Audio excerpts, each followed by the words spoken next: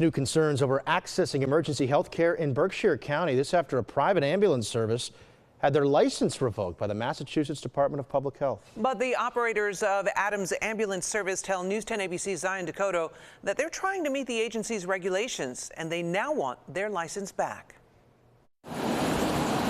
This service is a viable service, and I believe that the surrounding communities need us. Adams Ambulance has serviced portions of Berkshire County for generations. That came to a halt last November when financial issues led the company's previous managers to ask Massachusetts to cease operations in violation of the state's 30-day notice rule. Employees, however, wanted to keep the service open, even getting management to take back the closure notice.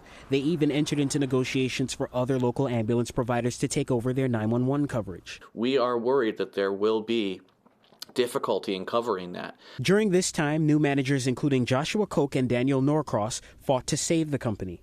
The Massachusetts Department of Health, however, said they weren't meeting regulations and revoked their operating license, claiming that, quote, Adams Ambulance failed to ensure proper staffing to provide paramedic service 24/7 in accordance with its license and did not have a concrete plan for remedying the staffing issue. We had some extremely devoted paramedics who put in quite a fair amount of overtime to make those coverages happen. The state said that wasn't enough. They still wanted to know how the company would be able to afford staying open, charging that Adams Ambulance has been unwilling or unable to sufficiently answer DPH's questions about its operations and finances. There was a lot of information that we simply did not have access to at the time, and we were trying to get access to it. For now, DPH says the license loss is temporary until the company can come into compliance with their regulations. Where does that leave their ambulance workers now? We had no choice but to lay them off. In the event that our appeal is successful and the suspension is lifted, all of those employees will be asked to return to work. The impacted communities in the company's coverage area have entered into agreements with other service providers.